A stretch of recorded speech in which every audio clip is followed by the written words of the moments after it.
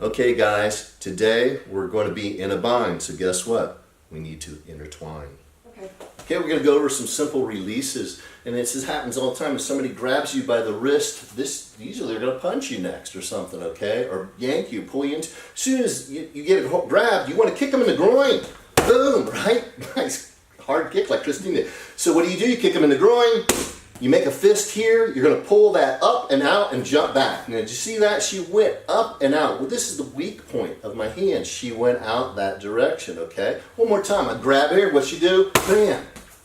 And now she's going to run away. All right, guys, we're going to talk about the two-arm grab. It's a lot like the one arm. I'm grabbing her, big guy grabbing her. Now he's going to yank her around before I can do that to her. She's going to kick me in the groin. Bam. Punch me in the face, grab her hand, pull out the weak link, and she's gone. She's out. Just that simple. One more time. I grab her. What'd she do? Bam!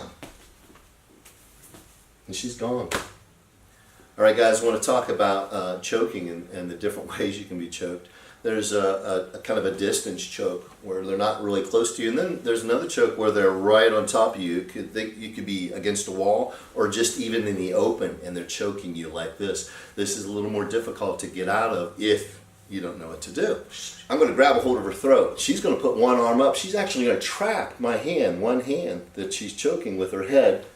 She's going to step back and lower her center of gravity and lower her arm over my hand, putting me into a gooseneck. Now, gooseneck is a twist that looks like, sometimes it looks your wrist look like this, is why they call it a gooseneck, and it's a very uncomfortable and even can cause damage to your joint of your wrist, tearing tissue, ligaments, muscle. So I'm choking her like this. She puts her arm up. She traps my hand over here. She steps back, lowers herself. Okay? I'm not kidding. It actually hurts, okay? So if the tighter I hold her, the more it'll hurt me, okay? So one more time. Choking her.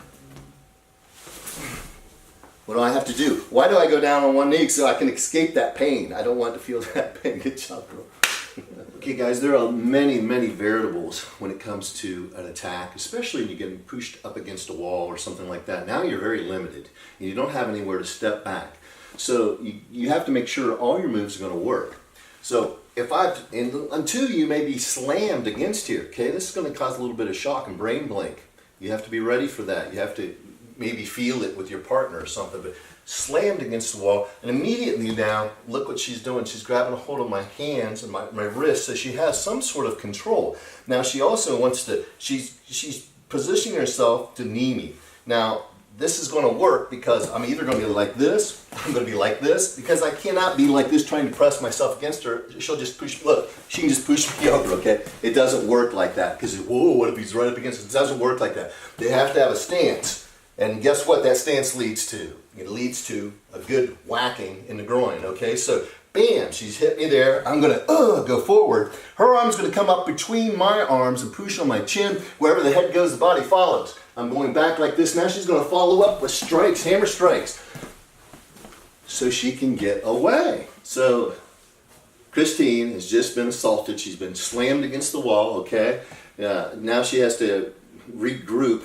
And now she's grabbing the wrist, she's getting a good foundation for herself. She positions her legs, and now right in this case, it looks like she's going to use her left leg to do a knee to the groin, okay? Christine is also aware that at this time, he's probably going to lurch forward because he just got kneed in the groin, okay? So, and he's going like this. She's going to make sure her head's not in the way.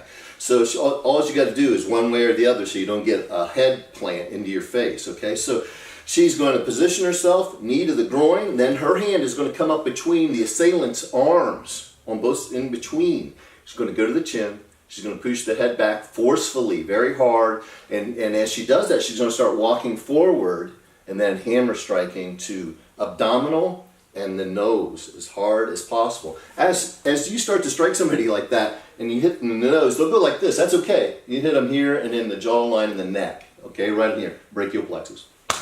Good job. So another variable, or an option, I should say, could be when you're being choked with both hands, slammed up against the wall. She can now use the choke, or what's called a pluck, and she's going to knee and then pull my hands apart. Now it's really good to try to bang your hands right in, start touching your hands and banging it. Watch when she'll touch the back of her hands together and then Boom, there. See how that instantly yanked my hands apart. And she did the groin strike.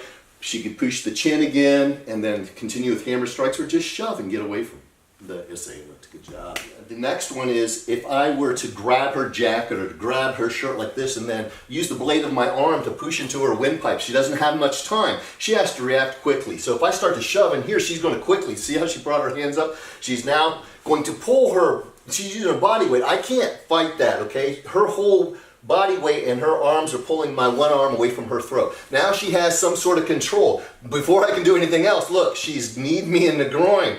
And now after that, it's very easy for her then to follow up with a shove, looking at hammer strikes, palm strikes if you wanted to, and she's gone. Good job. Okay, this is a choke. She's been slammed against the wall from behind.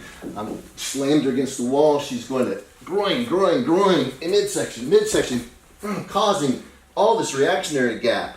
And see how she kept a hold of me the whole time so she could just elbow the crap out of me. Excellent job, Christine. We are going to go over a couple releases today from chokes, and a release is just when somebody grabs a hold of you, how to get out of it. Or now we're going to demonstrate the back choke. And Christine's going to demonstrate how to do it, and then I'm going to walk you through it, and then she's going to demonstrate one more time. So if I were to grab her from behind, one arm goes up. In this case, it's her right arm. She's going to step out, turn sideways to me, lower center of gravity. Now she's going to elbow me, bam, and then hammer fist, boom. Now the elbow makes the head go back, and then the hammer fist conveniently reaches the target after she does so. So we're going to do this all together now. So we're just going to stand here, face you.